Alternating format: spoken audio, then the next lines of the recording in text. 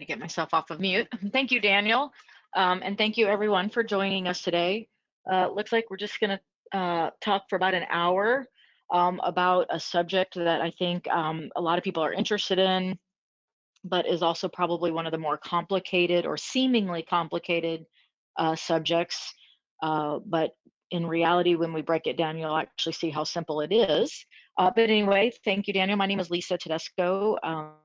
For those of you that are new, I am the Deputy District Director here at the Small Business Administration's Nebraska District Office, located in Omaha. And I think with that, what I want to do, whoops, let me see. I can get the slides to move. Every so often when we do these presentations, I like to throw in a couple of slides for those of you that might be new about who is the Small Business Administration.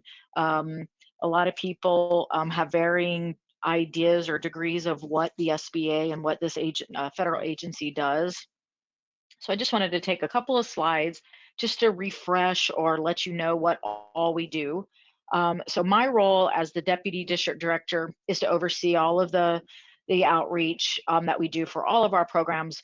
Of course, my primary area of expertise is really the number two that you see on the screen, which is providing fair access to federal government contracts for small businesses. But SBA is also known for our guaranteed loan programs. So for anyone that is interested in a small business loan and maybe needs a little bit of assistance or help with that, our loan programs do still go through banks. However, we guarantee or back that loan to help mitigate some of the risk for the bank, depending on your situation. And then we also provide counseling assistance via our resource partners. We have a very vast array of resource partners across the state. And actually as well, on our local web page, which is just sba.gov/NE for Nebraska, we have a lot of classes that we also provide on various entrepreneurial topics. And one that my colleague Elizabeth Yearwood does is on all of the different resources and resource partners that we have across the state and the different missions they have and the services they provide, as well as, of course, the Nebraska Business Development Center and the PTAC. But also, probably more recently, we've been known for our disaster programs. So we do provide disaster assistance. I suppose up until 2020, most of our disaster assistance was provided based on natural disasters, hurricanes, floods, sort of the old days, if you will. And that is direct funding. So we provide direct loans to both businesses as well as individuals to help with repair, excuse me, after suffering issues from a disaster. But also for the pandemic, we have our EIDL, or Economic Injury Disaster Loan Program, which again is also direct loans to small businesses that have suffered from the pandemic. And as well, we oversee the Paycheck Protection Program, or the PPP loan program, which also still goes through the banks, but it is funding through Treasury administered by the SBA. So for those of you that aren't aware of all of those things, we've actually really done a good job of updating our website, so you can get information about those loans as well. But we also have an Office of Advocacy and Ombudsman, which I think is important to know. It is your rights as small business owners that if you have issues of concern as a small business, or you feel like maybe somewhere along the way that you've experienced some sort of unfair disadvantage because of some of regulatory practices, we do have a very robust advocacy program, and we do have individuals that can take that information directly to Congress, and in some cases directly to the president's desk. So I encourage you to look that up as well. Also at sba.gov, if you go to Office of Advocacy, you can find out who the individuals are that are in charge of that program, based on region. So our primary talk today is all encompassed from, again, this idea of our fair access to federal contracts. As Daniel mentioned, we're doing a lot of events this year on all types of federal contracting topics. And I think it's just important to put it in context of what SBA does in terms of that. Certainly at the district office level, which is where I am, we provide the outreach and the education. We also help with certifications and working with small businesses who are certified in both our 8A program and our Hub Zone program. But overall, or our sort of overarching is we serve as the role of oversight. So we make sure that agencies are utilizing small businesses, in contracting with small businesses, and making sure that those practices are done, in a regulatory environment. So we also, because of that, manage any protests or certificate of competencies that come through. And again, we oversee all of the regulations. So today I'm going to reference several of the regulations.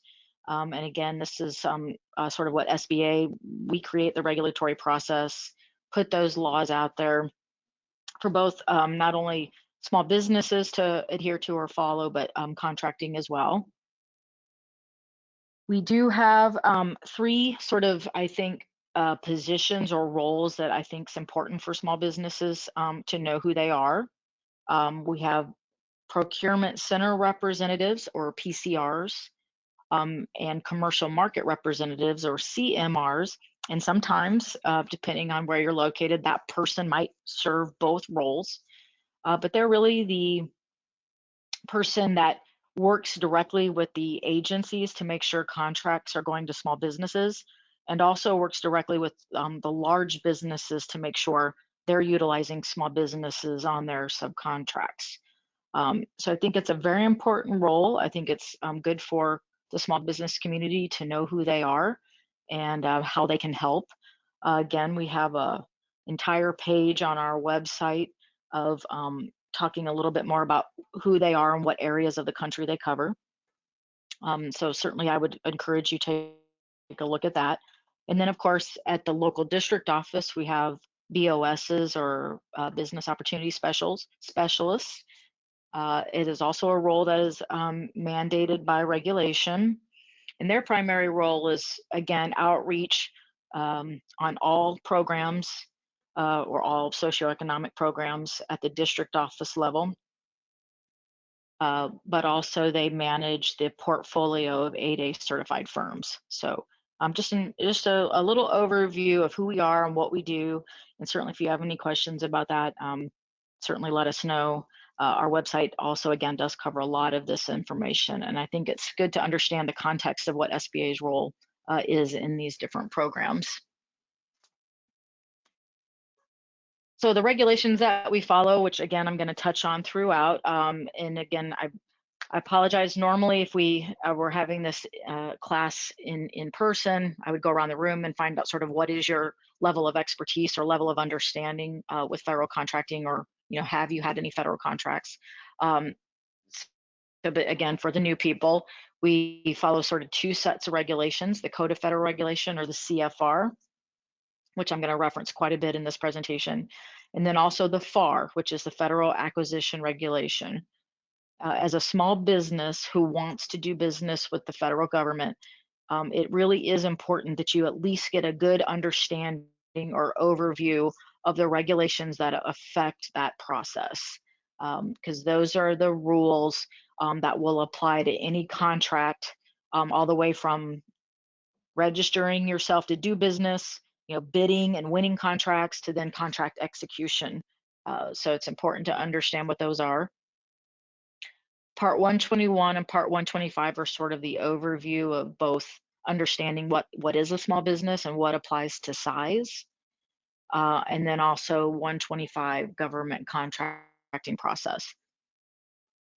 The FAR, the Federal Acquisition Regulation, is really the regulatory body or set of regulations that contracting divisions use or must adhere to do business with you as a small business. Part 19 covers all of the different socioeconomic categories and small business programs. So you can look at those online. They are actually fairly user-friendly. The FAR especially is a little bit easier to follow, a little bit more direct. But again, any of the things that we talk about or that I talk about today, or in some of our other classes, will always reference back to portions of these regulations. Okay, so I just kind of wanted to set that up a little bit. So today we're going to talk a little bit about the non-manufacturing rule. Again, as I mentioned, it seems to be one of the most complicated and confusing regulations, but really it actually is, believe it or not, fairly simple. So we're going to get into the little bit of nuances about what it is. So we're going to cover what it is again. So I'm going to talk about what is the non-manufacturer rule, its applicability, when you use it, when you don't, and then if it is used, what are the different waivers that apply to the program. So we're going to talk about both class waivers and individual waivers. So the non-manufacturer rule is covered under the section on size, which is part 121 of the CFR. But again, it's also covered in the FAR, again, when for contracting officers to do business with U.S. small businesses. So again, I'll reference some of these sections in the different portions of the presentation. So what's important first to understand about the non-manufacturer rule is how it came about, really. The regulation on limitations on subcontracting is the primary regulation that sets sort of the context of where the non-manufacturer rule came about. And essentially what limitations on subcontracting says is, in order for a small business set-aside contract to be awarded to a small business, there are limits on how much of that contract can be subcontracted out. So this is going to be in every contract as a small business that you are awarded as a set-aside. This regulation is always going to apply. And it's actually covered in your clauses of your contract as well. So it will be in every clause of every small business set-aside contract that's awarded. And it is really that simple. There's, based on regulation, depending on the type of contract, and it's broken down into sort of 4 types of contracts, there's a certain portion of that contract you must do as the small business, and then there's a limit on what you can subcontract out. And so what you can see in this sort of graph is based on services, supplies, general construction, and then specialty trade construction, what percentage of those contracts can be subcontracted out. So because of that, supplies is really this sort of section that we're talking about when we're talking about manufacturing a supply or a product. You're limited that you can only subcontract out 50% of that contract. Well, the non-manufacturer rule is the exception, if you will, to that particular rule. So if you supply a product you do not manufacture. So in the case of contracts for supplies from someone who is a non-manufacturer, you have to supply the product of another small business manufacturer, again, unless a waiver is granted. And so again, the non-manufacturer rule is how you're able to work within these limitations as a non-manufacturer supplying a product. So hopefully that makes sense. And we didn't mention it, we should have plenty of time at the end for some questions. Daniel is going to watch the chat box. If you have any questions as we go through some of these, certainly ask and we can stop, but otherwise we'll try to tackle most of the questions at the end. Hey, Lisa. So what is the non-manufacturer rule then? It allows for, sure. Daniel? Sorry, real quick. Can you head back to the last slide? Just got a question asking, shouldn't the last column be max?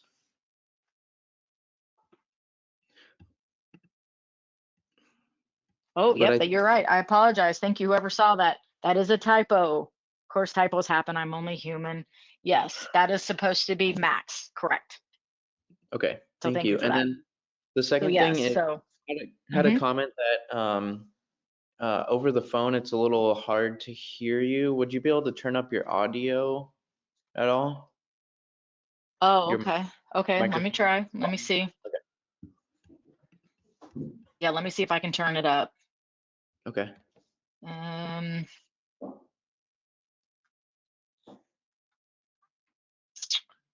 Let's see.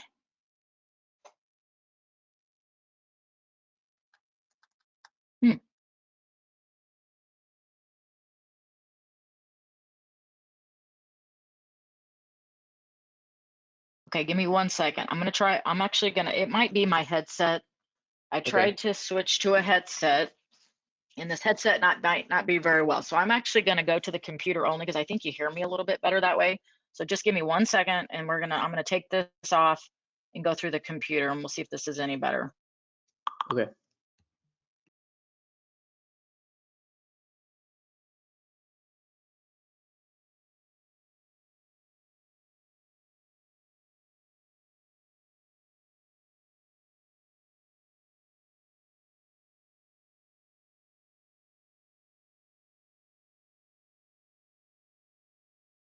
Okay, can you hear me any better? Yeah, I can hear you fine. I think people on the computer could hear okay. I was getting some comments that everybody could hear fine. I think maybe it's just over the phone was having some issue, but I can hear you fine here too. Oh, okay. Yep. Okay. So well, I'm disconnected from my headset, and I'm on the computer. So just provide feedback if you can't hear me, and I'll see if I can come up with something better. We'll try this. And if you can't hear for some reason, I will send you the video afterwards as well, and the audio will be on there. So go ahead, Lisa. Sorry about that. Okay, no problem. Thank you. Okay, so we're going to keep rolling. Okay, so apologize. So you understand on this particular slide, then my apologies. I was probably copying and pasting my little section there. So yeah, so a minimum of 50%, 50%, and a maximum of 50% on supplies. Okay, so again, limitations on subcontracting is every contract that you will do. So because of that 50% supply percentage for the product itself, well, obviously, if you're a non-manufacturer, that isn't going to necessarily be able to happen. So this is how we've applied the rule for someone supplying a product who is not a manufacturer. Okay, so now I can't move my slides. Here we go. Okay, so what does a non-manufacturer rule do then? It allows for, and this is language right out of the regulation. So they use the word responsive and responsible a lot in the regulation. So assuming a responsible small business, so it allows for an otherwise responsible small business concern to be awarded a contract for supply of a product, even though it is not the manufacturer of that product, as long as it meets certain conditions. So you can supply the product of a manufacturer as a non-manufacturer yourself, as long as you meet certain conditions. And so for small business set-asides, so again, this is other than construction and services. So this is for supply of or product. The prime contractor that's supplying that product to the government is required to cover at least 50%, which is, again, limitations on subcontracting. The non-manufacturer rule is the exception to that requirement. So first of all, the basic gist of the rule is, as a non-manufacturer supplying a product, as long as you supply the product of another small business, you're safe. You know you have a product that you sell, you know it's manufactured by a small business, then the rule, I should say the exceptions do not apply, or those certain conditions do not apply. So you can supply a product of another small business and you're sort of safe, ready to go. Of course, most of the time, as we probably know, a lot of products that you might sell in large quantity to the government are not necessarily manufactured by small businesses. So then how do you get around supplying a product as a non-manufacturer that's not produced by a small business? So that's where waivers come into play. But we're going to talk a little bit about that here in a second. So what are the conditions that need to be met to be a non-manufacturer? So when a contracting division is ready to buy a product from someone, and before you can bid and before he can award it, you need to understand what those conditions are that will qualify you as a non-manufacturer to supply that product. So one, you can't exceed 500 employees. You have to be primarily engaged in the retail or wholesale industry that normally sells this type of product. So you have to show that you are engaged in this type of work or this type of, selling of this type of product. You must take ownership or possession of the item, and you will again supply the product, the end product of a small business. So you meet those 4 conditions, you can be a non-manufacturer and you can supply a product to the government. So number 4 is where we usually, again, as I mentioned, where we run into trouble, where you don't likely see a lot of the products, again, depending on what they are, that are manufactured or made by another small business. So what's your exception? You can obtain a waiver to the non-manufacturer rule, which is generally speaking, the way that this regulation or the way these types of purchases are done is through waiver. But as long as you meet those 4 criteria as a non-manufacturer, you're good to go and you can sell that product to the government. So just real quickly, I wanted to touch on, because I think it's important to just understand from a regulatory standpoint what defines a manufacturer. So the manufacturer of an item is a business that performs the primary activities of what the regulation calls transforming those organic or inorganic substances. So transforming it into a product, including assembly into that end item to be acquired. Firms that only perform minimal operations on the end item, or firms that just, take a product and add something to it, add parts to it, are not considered a manufacturer. So I think it's potentially important to understand a little bit of a distinction between what is a manufacturer and what is not a manufacturer.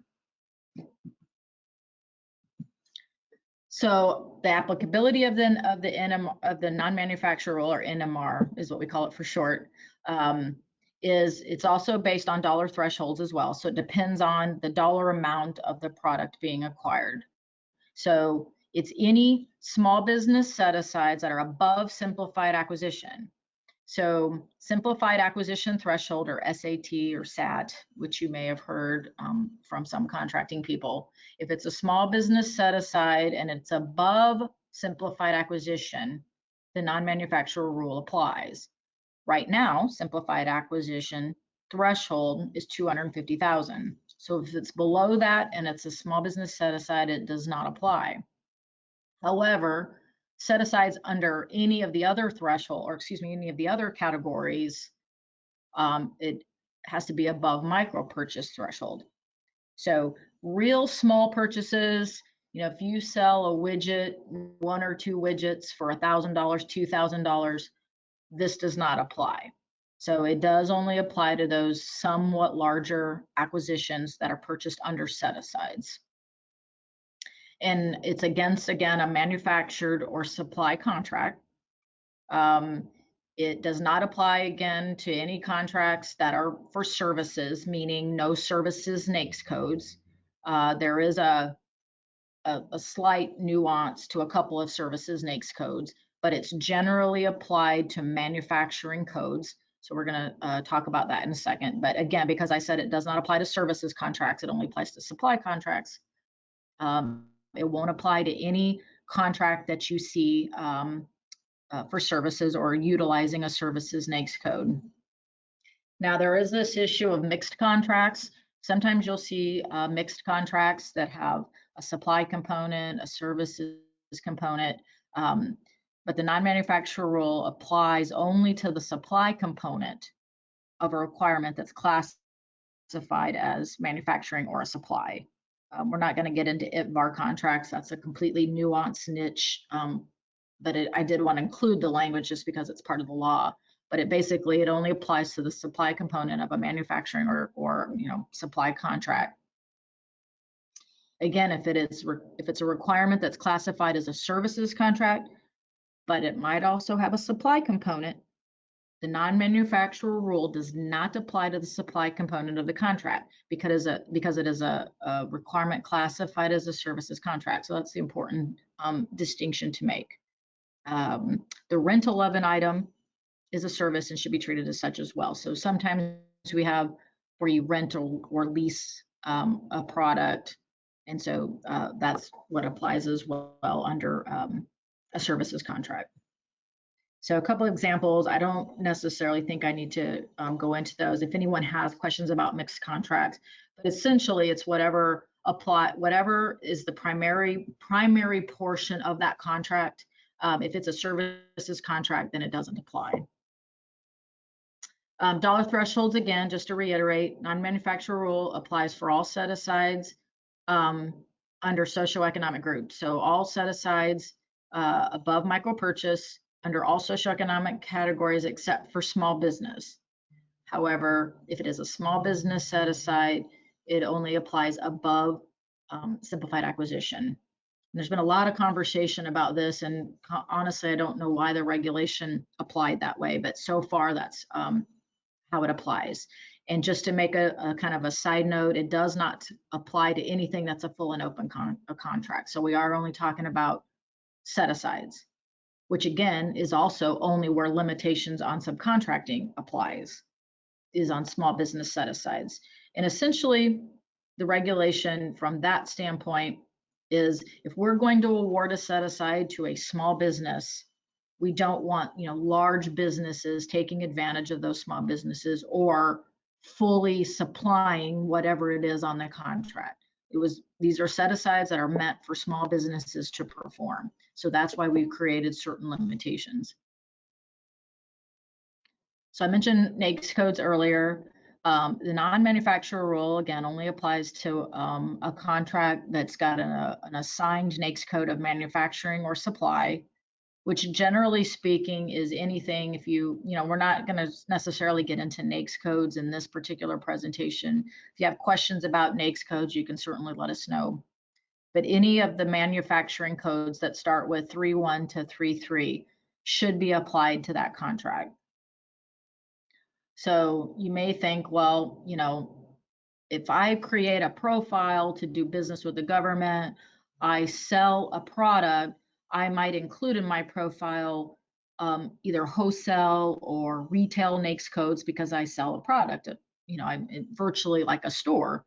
Well, the government doesn't actually purchase. Most agencies, there are a few very small exceptions, but most agencies do not purchase under wholesale or retail codes. So again, if you see a contract for a supplier of product, it's going to have the associated manufacturing code on that contract. And again, because of the non-manufacturer rule, that NAICS code does actually apply to you in this case, if you meet the conditions of the non-manufacturer rule. So those are the codes you're going to see. So also, I guess it's not part of this presentation, but part of sort of your marketing strategy or how you set up your profiles for the government to review. If you are a non-manufacturer who sells products or supplies, it would be very important that any wholesale or retail code that you include in your profile, you may want to be sure you add to your profile. Again, if you meet the conditions of a non-manufacturer, you would want to include those manufacturing codes in your profile as well. So if agencies are doing searches or reviewing, they can see, what corresponding manufacturing codes apply, because again, they only purchase those types of goods under those manufacturing codes. Again, a couple of exceptions, these two services codes, because they apply to IT and software, and there are some footnotes that go with those. Again, somewhat specific, but the majority, even under most software and hardware, is going to be under those manufacturing codes. So just important to understand how that will look when you're looking at a contract opportunity. So again, I mentioned the primary criteria of the four conditions we talked about. That fourth criteria is you can be a non-manufacturer as long as you supply the product of another small business manufacturer. If you cannot find a small business manufacturer of that particular item, then there are waivers that can exist. you can apply for an individual waiver, but then there's also a listing of class waivers for classes of products as well. So I'm going to talk a little bit about the differences in those two. So again, two types of waivers. In the two conditions that must be met in order for a waiver to apply to that particular contract opportunity. When a contracting officer is looking at how to classify his requirement, the contracting officer has to determine that there are no small business manufacturers or processors that can reasonably be expected to offer a product meeting their specs, so that there's no, so basically the contracting officer says, we know there are no small businesses out there that can supply what we need based on the scope of or the performance of work statement that we've developed. There's no small businesses that can meet that. Or SBA itself can determine that no small business manufacturer exists in order to supply that product as well. So as long as those conditions are met, which is usually done way up front, then two types of waivers are possible. Again, there's an individual waiver that can be done on that particular requirement because of that particular scope of work, or there could be a class waiver. So a class waiver, which I'm going to talk a little bit about how you find the class waivers, but generally speaking, class waivers already exist for sort of what I, somewhat would call off-the-shelf kind of products. It's a very big grouping of particular products that can meet any type of spec that might land on the class waiver list, because we know no small businesses in the country can manufacture that product.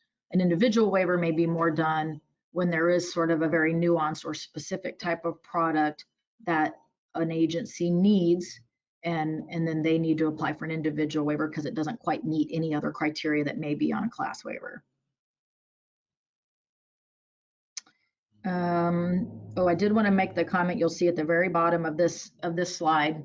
The non-manufacturer rule, however, has no effect on anything that might be positioned under the Buy American Act or the Trade Agreement Act. So it is important to know that those take precedence over non-manufacturer. So we're not going to get too deep in the weeds on that, but just understand if it's something that's very specific to Buy American or under the Trade Agreement Act, then there are some nuances to that. And that's something that you would probably either discuss individually with the contracting officer, or certainly they will include that information if they're putting this out for bid.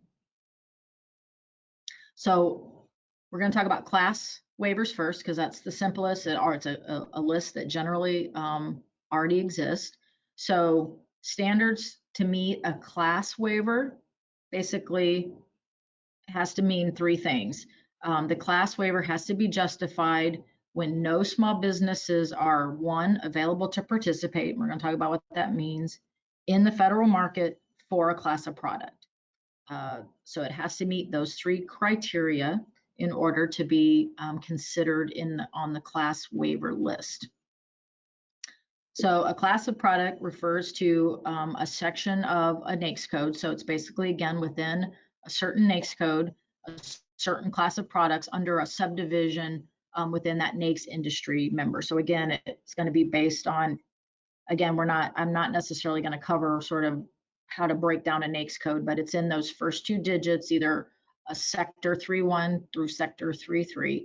Those can be classes of products. And for practical purposes, SBA uses a combination of both NAICS codes and PSC codes, as well as a description to identify that class product. So it really has to meet, all three criteria. So it's important to understand not only the NAICS codes, but understand the PSC codes as well. Again, not going to really cover PSC codes here. PTAC counselors are very aware of PSC codes. There's a lot of market research and other types of things that they do where they have to identify PSC codes. So if you want to either research on your own PSC codes, or certainly work with PTAC on PSC codes, and they can help you a little bit more with that.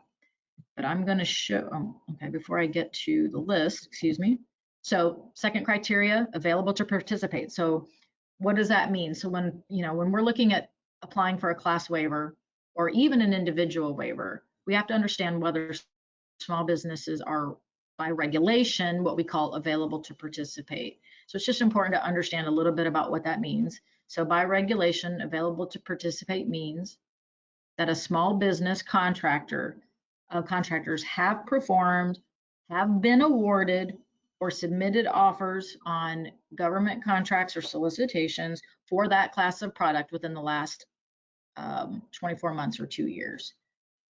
So when reviewing whether or not a NAICS code should be included on a class waiver list, we're going to do research to see, have any small business manufacturers participated in the last 24 months. So that's how we define available to participate, available to participate. So if just one small business manufacturer, so it only takes one small business manufacturer to have been awarded a contract in that time, and then that class waiver request would be denied. So that gives you sort of the definition on how we would review that as we look at adding NAICS codes to the class waiver list.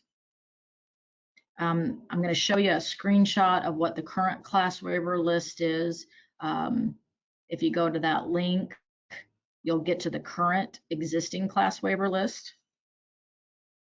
I don't know if it's been updated recently. They've sort of changed the look of the class waiver list. I haven't heard any changes, so it is a few years old. We haven't added any to the class waiver list in a while, but you would want to, again, if you work in this space a lot, you'll want to make sure you keep the link and you check that list periodically to see if any changes have been made. So this is a screenshot of the class waiver list that sits on our website. It's organized numerically by NAICS codes. So you'll be able to review, and then they also, it's important again to reference back to the regulation.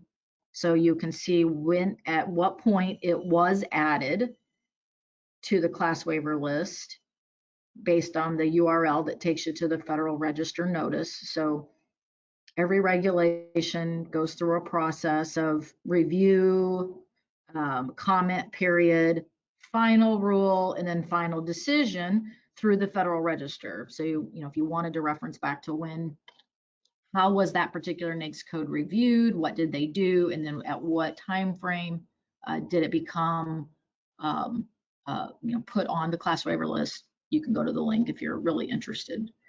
But again, it's organized by NAICS code. So again, what does this mean? That means any of the NAICS codes that are currently on this waiver list are a class of product that have been waived.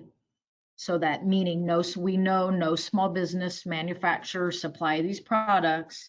Therefore, as a non-manufacturer, you would be allowed to sell the product that's on this class waiver list if this is a NAICS code that you do business in, is really the gist of it. So I didn't include it. It's about 6 or 8 pages. There really aren't a ton of NAICS codes on it, quite frankly. I don't know, I guess I haven't ever actually done a count. It's about 5 pages worth, so maybe call it 30 to 40 NAICS codes that apply currently to the class waiver list. And then you can see what the corresponding PSC code is with that NAICS code as well.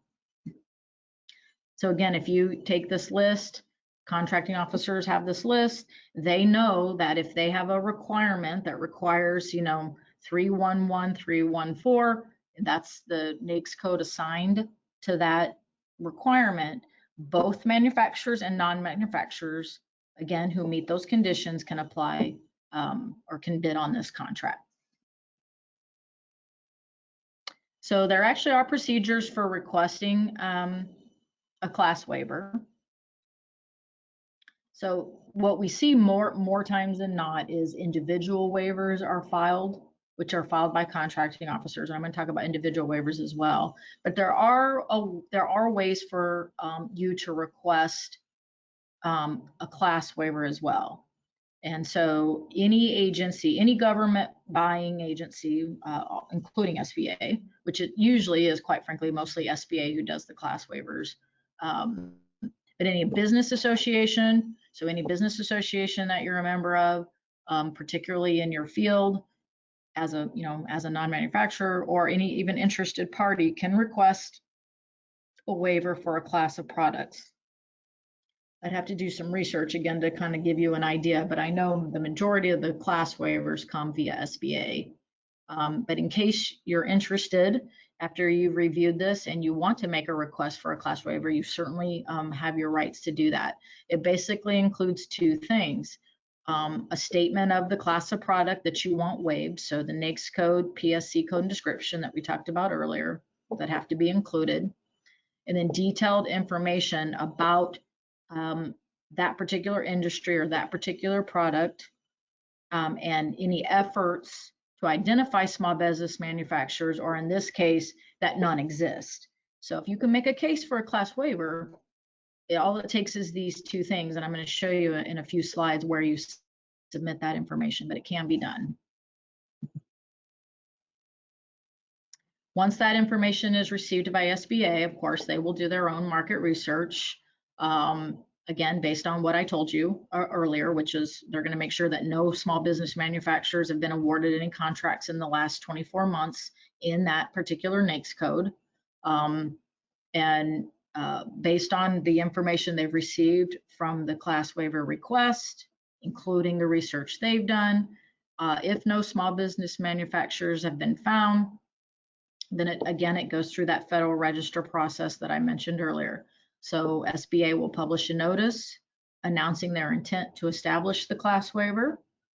There's that comment period that I mentioned. So in this case, it's 15-day comment period to get feedback. So in essence, maybe they, missed a small business somewhere in their research.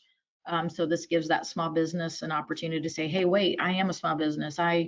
I do manufacture that product, just as an example. So there is that comment period where you can provide feedback to the agency, and then they will publish that final notice of the class waiver, and then it ends up on that list once public comment period is over, and it becomes a final rule. That's essentially how we get that class waiver onto the list. The class waivers have no time limitation. So I know that some of those NAICS codes have been on that class waiver since the beginning of time. No one's contested it. Again, we've noticed no small businesses that have come forth and are producing some of those products. So again, no limitation necessarily, but it can be terminated. And all it takes is discovery of just one small business manufacturer, and it can, again, potentially be terminated off of the class waiver list. And again, it goes through the exact same process to remove it as it takes to put it on the list. So here's how you submit waiver requests. This is both class waiver and individual waiver. I'm going to talk about individual waiver as well, but I just wanted to show that there is a place that they go. You used to have to send in a whole bunch of documentation, and now it can all be emailed to that email address. Individual waivers we're going to talk about, but it's more specific again to that particular scope of work. So a particular solicitation is what would have to be submitted there. And again, for the class waivers, it's all three of those things have to be reviewed, which is NAICS code, PSC code, and then again, a description of the product.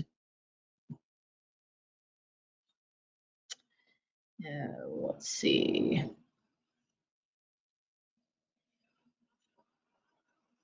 Okay, I'm not going to look at that real quick. So we're going to go to individual waivers real quick. So individual waivers have to be submitted by contracting. But I did think it was important for small businesses to understand what that process looks like. If you're working with an agency, and not only is this regulation been somewhat complicated to, certainly to small businesses, but also to contracting individuals as well. And I think it's getting better the more they're educated on how this regulation works.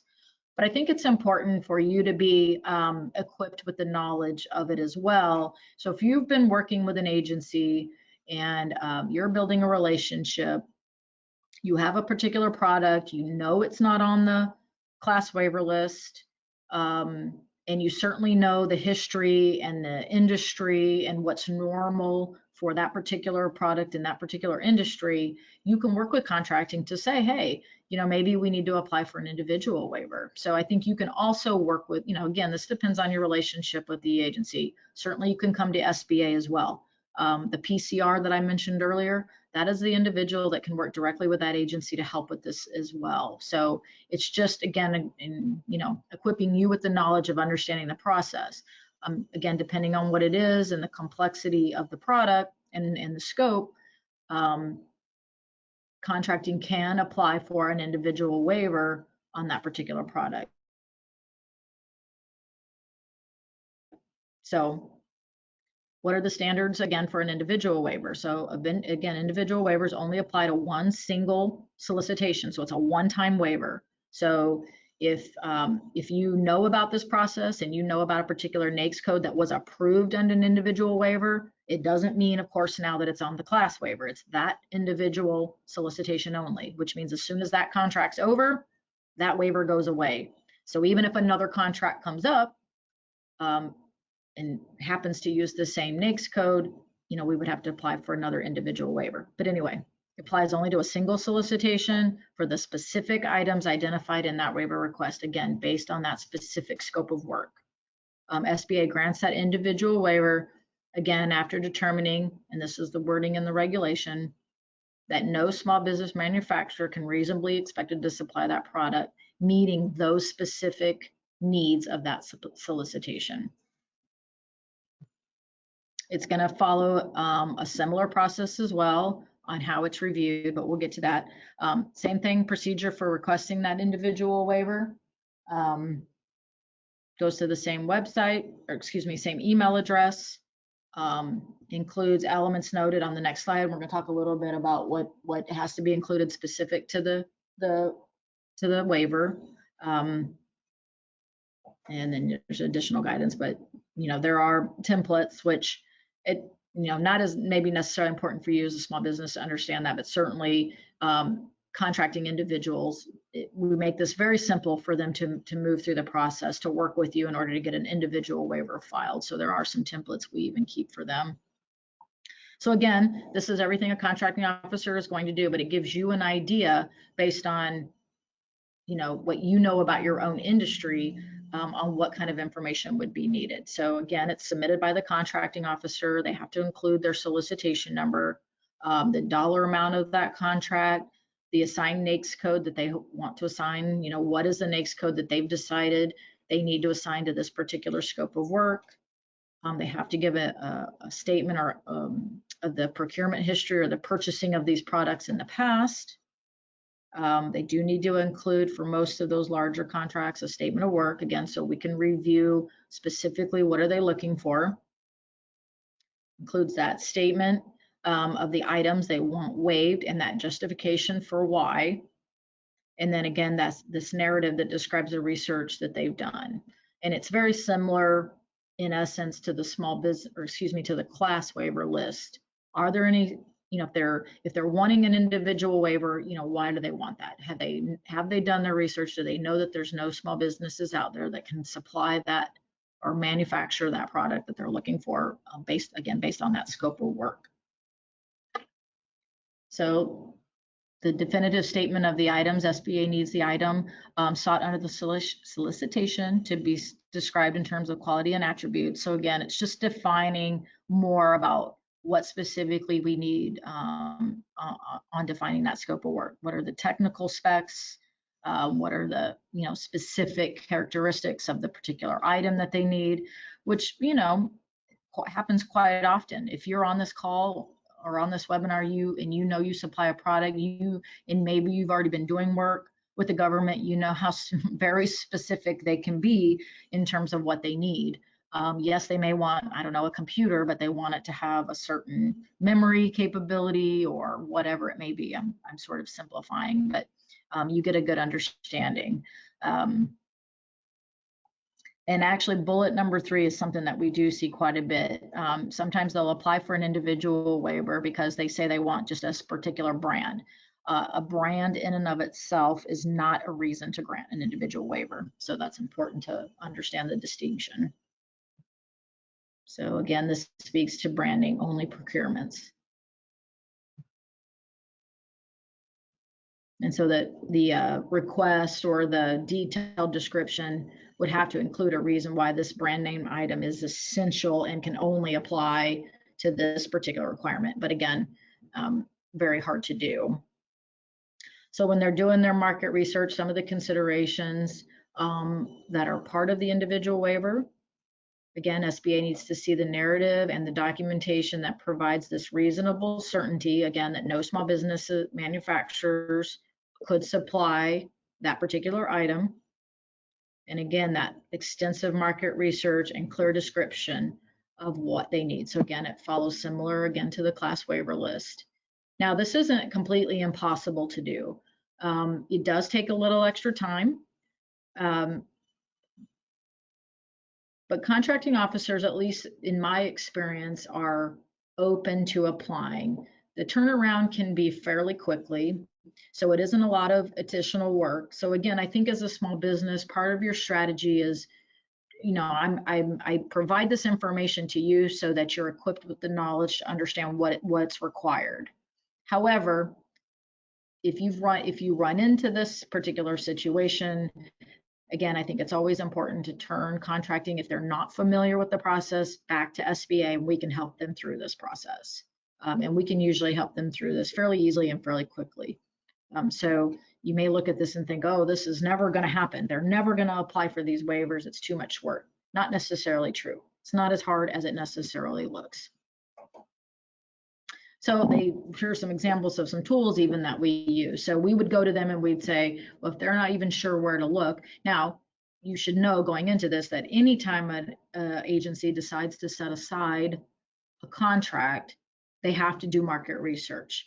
Every contracting squadron out there understands the importance of market research. They have to make their own internal justifications as well for deciding to set aside a requirement for bid. So they have to do market research anyway. This is just part of that process.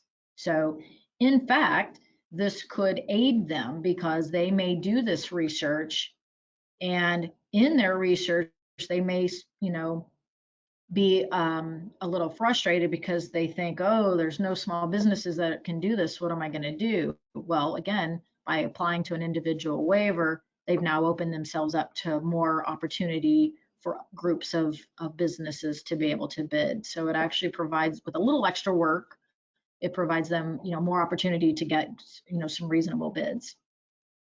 So they already do market research in these places. This is, you know, sort of a whole nother presentation to talk about how you make sure yourself, you know, that you're known in these databases. But again, just gives you an idea of some of the market research tools that they will use to see who's out there that can supply the product.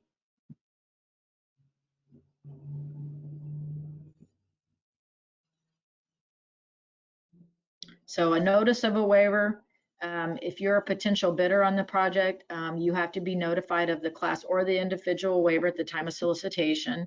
So this will be done by the time they solicit. We will know what class of waiver. Notification of offers after the solicitation is permissible only if the potential offerers are afforded additional time to respond. Okay, so that's notice of multiple item procurements. I think I kind of talked about multiple item already, so I won't go too heavily more into it. It's just understanding that it's a case-by-case basis. There is an entire section of the regulation that gives you some various examples of mixed item contracts, so that you can understand that, you know, by example, if you will.